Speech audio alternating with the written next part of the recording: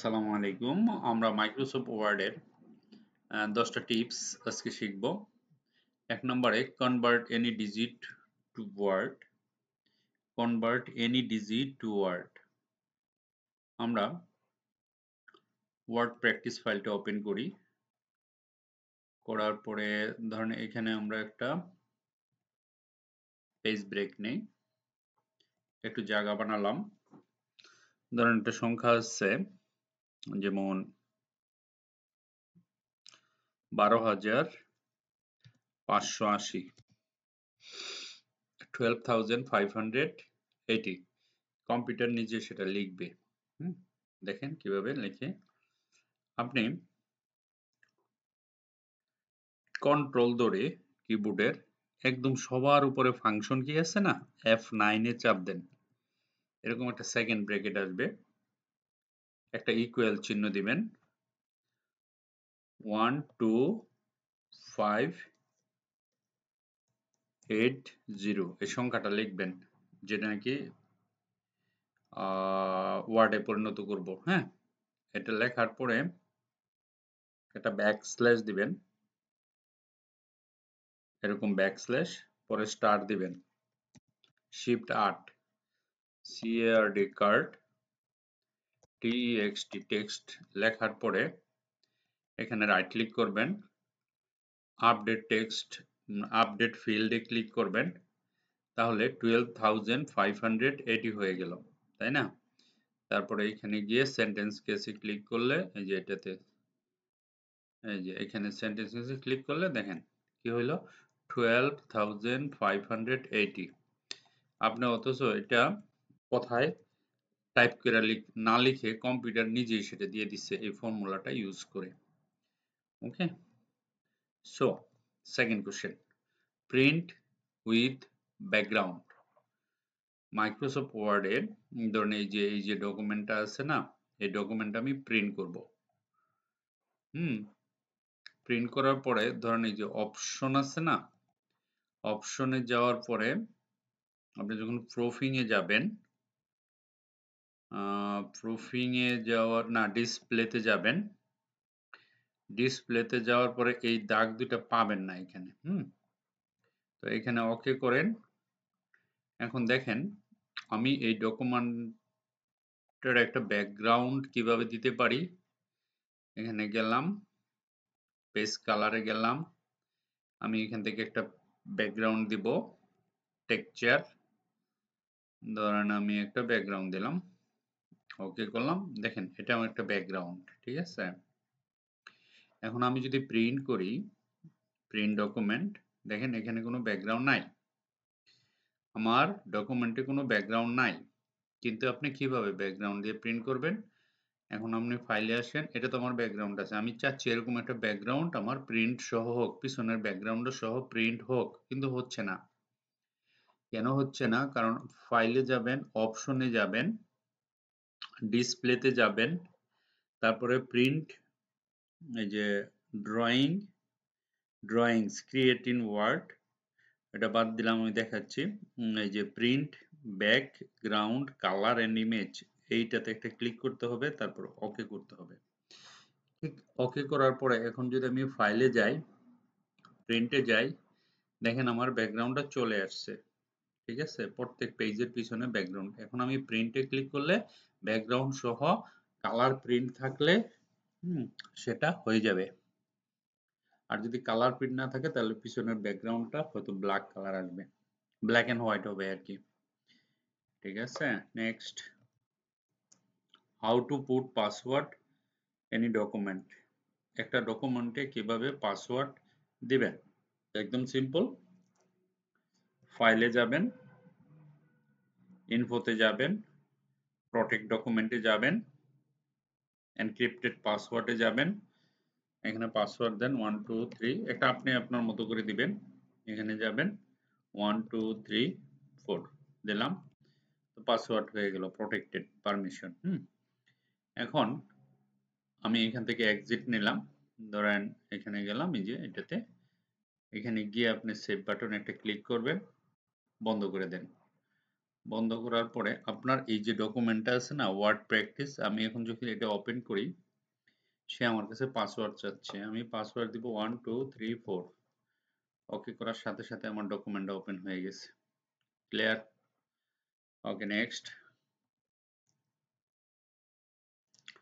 How to put auto save. Okay, আমরা এখন ডকুমেন্টে যাচ্ছি। এই যে ডকুমেন্টটা আছে না, এই ডকুমেন্টটাতে মনে করেন আমি কিছু কাজ করতেছি। কিরকম কাজ? ধরেন এই লেখাটুকু আমি একটা ব্যাকগ্রাউন্ড দিচ্ছি, ধরেন তার একটা ব্যাকগ্রাউন্ড দিলাম, তারপরে এই লেখাটুকু সবটুকু ক্যাপিটালাইজ করলাম আপার কেস, তারপরে টু চেঞ্জ দি ওভারঅল,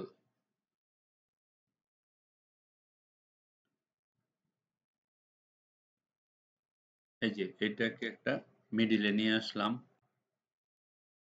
এখানে নিয়ে আসলাম, তারপরে বড় করলাম, তারপরে একটা হেডিং দিলাম, তারপরে এখান থেকে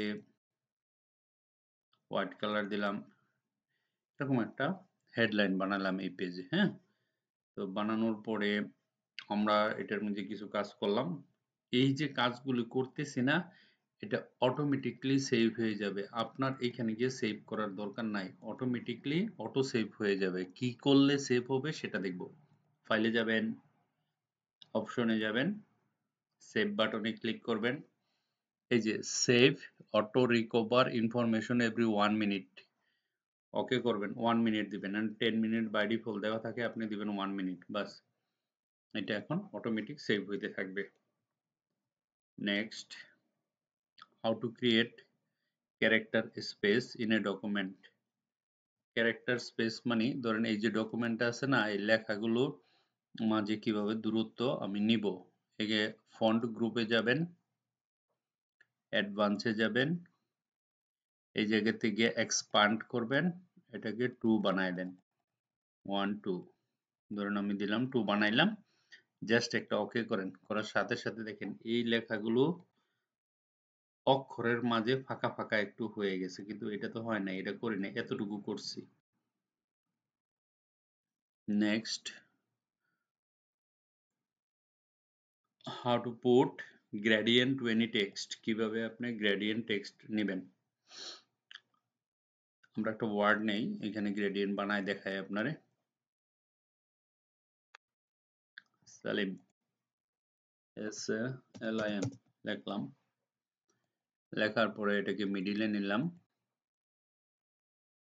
বড় করলাম। এই লেখাটাকে আমি এখন গ্রেডিয়েন্ট দিব, লেখার ভিতরে কয়েকটা কালার দিব। কিভাবে দিব? সিলেক্ট করলাম, এখানে ক্লিক করেন, টেক্সট ইফেক্টে যান, গ্রেডিয়েন্টে ক্লিক করেন, প্রিসেট কালার না, লিনিয়ার নিতে পারেন বা রেডিয়াল নিতে পারেন। লিনিয়ার নিলাম, ডিরেকশন ঠিক আছে, 90 ডিগ্রি ঠিক আছে। এখানে একটা ক্লিক করবেন, এখান থেকে একটা কালার চুজ করেন, ধরুন প্রথম নিলাম রেড, তারপরে এখানে ক্লিক করেন, ধরেন এখানে আমি দিলাম মোর কালারে যান, স্ট্যান্ডার্ড কালারে যান, এখানে দিলাম পিঙ্ক। ওকে, তারপরে এখানে আমি আরেকটা বসাতে চাই, ধরেন এই যে এখানে ক্লিক করলে আরেকটা হয়ে গেছে, এখানে ক্লিক করেন, এখানে ক্লিক করে আমি এটাকে ইয়েলো দিতে চাই, এখানে ক্লিক করেন, এখানে ক্লিক করে আমি এটাকে মোর কালারে যাই, স্ট্যান্ডার্ডে যাই, ধরেন এরকম একটা কালার দিতে চাই। এই কালার সবগুলো লেখা আমার এখানে আসবে। এটা ক্লোজ করে এখানে জাস্ট একটা ওকে করেন, দেখেন এই লেখাগুলো মানে যেটা যেটা সিলেক্ট করছি সেই লেখাটা হয়ে গেছে। ঠিক আছে, এই যে ধরুন এটাকে সিলেক্ট করে আমি এইভাবে করতে পারি। ঠিক আছে, গ্রেডিয়েন্ট দিতে পারি। এটাই ছিল প্রশ্ন। Any text, how to put drop cap. আমি একটা ড্রপ ক্যাপ কিভাবে দিব, ধরেন আমার এখানে আমি অন ওটাকে ড্রপ ক্যাপ বানাবো 3 লাইনের ভিতরে। এখানে যাবেন, ইনসার্টে যাওয়ার পরে লেখা আছে ড্রপ ক্যাপ, দেখেন এই যে ড্রপ ক্যাপে যাবেন, পরে এটা সিলেক্ট করবেন, দেখেন এখানে একটা ড্রপ ক্যাপ হয়ে গেছে। ঠিক আছে, How to put any image under text in a document. আমরা একটা লেখার পিছনে একটা ডকুমেন্ট কিভাবে নিয়ে আসব। শেপে যাবেন, একটা হার্ট নেন, এরকম আমরা এতটুকু নিতে পারি, ধরুন একটু বড় করি, ওকে। তার ভিতরে যদি আমরা ইমেজ নেই, এখানে গেলাম, ডেস্কটপে গেলাম, ওয়ার্ক ফাইলে গেলাম, এফএলআর-এ গেলাম, এফএলআর থেকে ধরুন আমরা একটা ইমেজ নিব, নিতেই পারি, এখানে গেলাম, ধরুন এই ইমেজটা আসলো, এটাকে ধরে আমরা ধরুন এটা সরাতে পারি। আমরা চাইলে এটাকে না, এই যে একটু বড় করতে পারি এইভাবে, ধরুন এখানে নিলাম। এখন এটা লেখার পিছনে নিব কিভাবে, এই যে সেন্ড বিহাইন্ড দি টেক্সট, এটা ক্লিক করার সাথে সাথে ধরেন লেখার পিছে চলে গেল, ঠিক আছে। Next, how to find and replace any word within a document. Okay, আমরা এখানে গেলাম, ইনসার্টে যাওয়ার পরে দেখেন এখানে লেখা আছে, ইনসার্ট না সরি, হোমে যাওয়ার পরে এখানে লেখা আছে ফাইন্ড এন্ড রিপ্লেস। আপনি একটা ডকুমেন্টটাকে সিলেক্ট করেন বা এনিথিং সিলেক্ট করবেন, ফাইন্ডে ক্লিক করার সাথে সাথে ডকুমেন্টগুলো সিলেক্টেড হয়ে গেল। এখন আমি রিপ্লেস করব, ডকুমেন্টের পরিবর্তে কিছু বসাবো। কি বসাবো? ধরেন আমি সেলিম বসাবো। রিপ্লেস অল, 101 জায়গায় ঘটনা ঘটছে, ওকে করেন, ক্লোজ করেন। এখন দেখেন সব জায়গায় সেলিম হয়ে গেছে। আমি যদি সেলিমটা সিলেক্ট করি, ফাইন্ড করি, দেখেন পুরা ডকুমেন্টের যেখানে যেখানে ডকুমেন্ট লেখা ছিল সেখানে সেলিম হয়ে গেছে। Okay, next, how to create hyperlink in any word in a document. একদম ইজি।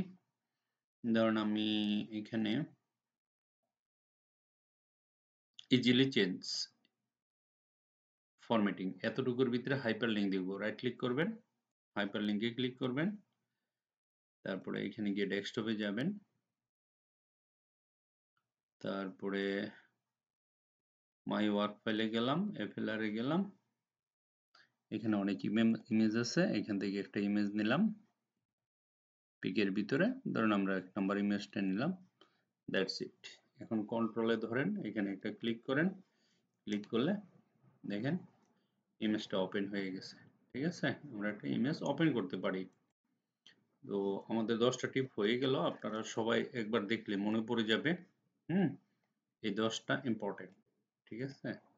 পরীক্ষায় আসবে, আমি প্র্যাকটিক্যাল এমনি যারা বিটিভির পরীক্ষা দিবেন যারা, তাদের জন্য মোস্ট ইম্পর্টেন্ট। আর যারা নর্মাল স্টুডেন্ট আছেন সবার জন্য এটা প্রযোজ্য এবং সবাই এগুলি কমপ্লিট করবেন। পরীক্ষার সময় এগুলি প্র্যাকটিক্যাল করে দেখাতে হবে। Thank you very much for watching this video. Bye by.